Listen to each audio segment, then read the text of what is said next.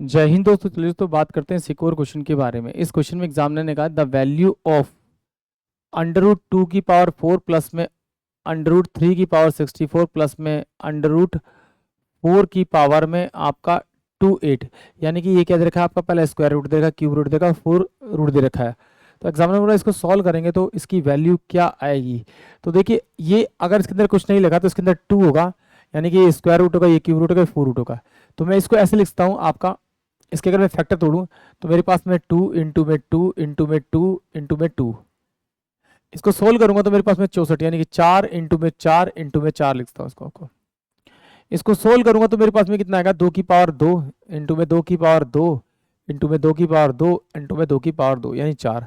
अब देखिए इसमें से पेयर बाहर निकलेगा, यानी ये और ये, इसमें से एक पेयर बाहर निकलेगा तो यानी कि 4 प्लस का, इसमें से 3 का पेयर बाहर निकलेगा तो 4 चौसठ 64 बन रहा है, यानी 4 आएगा।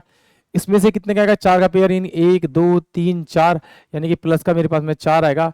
और जो आंसर आएगा मेरे पास में 4 4 8 और 4 3 12, यानी कि ऑप्शन जो मेरे पास में ए होगा वो इस क्वेश्चन के लिए करेक्ट होगा। थोड़ा सा अगर ओरली ध्यान देते तो ये वैसे भी क्वेश्चन हो रहा था, देखने पे ही हो रहा था।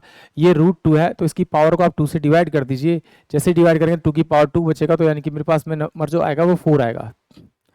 अब यहाँ है मेरे पास 64 है तो ये कितना बनेगा आपका, 4 की क्यूब बनेगा कि 4 चौक 16 चौक 64, तो इसकी क्यूब रूट, इसकी पावर को डिवाइड कर दीजिए तो प्लस में ही मेरे पास में 4 आ रहा था, क्योंकि 4 की पावर 1 बचेगा तो 1 ही आएगा। ये मेरे पास में कितना 8 है तो इसको 4 से डिवाइड कर दीजिए तो 2 आएगा, तो ये प्लस में 2 की पावर में 2 आ रहा था, यानी कि इसको मैं डायरेक्ट लिख सकता हूँ आपका, ये प्लस में आपका 4 आ रहा था।